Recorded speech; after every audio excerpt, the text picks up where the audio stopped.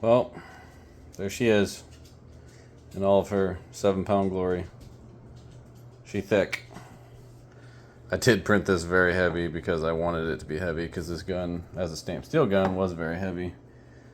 Mine's just under 7 pounds. I think their guns were like 10 or 11. Of course, plastic is much lighter than that. But I learned a lot building this one. It is far from perfect. It actually, ironically, has the same problem that the original Sturmgewehrs had, in that the size of the model and the hole for the recoil spring compared to how it printed, it's like 20 thou smaller, which would simulate swollen wood. Whenever these things would see humidity, that hole would just tighten up, recoil spring would get jammed in there, and the bolt doesn't return home, which is exactly what's happening to this one. But thanks to the guys at Black Lotus for putting in, 90% of the work here. I already know there's a bunch of things I'm going to redesign and print, namely this lower. It's a clamshell, hence the cap screws, and you can see the seam here. It's way too thin. It's only like 1 millimeter thick on the side. Any warpage in your print and the parallelism of these holes are just completely toast.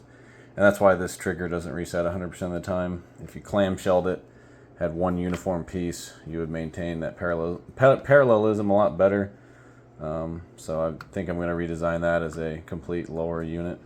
But as she looks for a 3D print, she ain't bad. Obviously this is painted with that.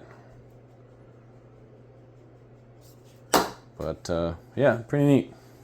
AR-15 parts with a modified throw linkage in here just to move the hammer forward, because obviously it's further forward because it's an HK. I don't even know if I can reach this magazine release. I'm one of 5 people that can, just because of my long fingies. But it's typically HK, just like a G3. You can't reach it. I know this is, what was this? It wasn't Mauser fabric. What was it? Something Verk. One of the Verks. Obviously Nazi contract. But yeah, they didn't really think about speed reloads.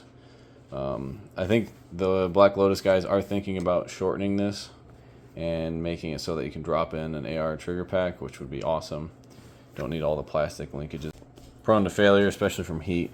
But it was a fun little project. Obviously this doesn't have a slider. You got to lift the whole thing up and move this to make it change distances. So it's not like the original.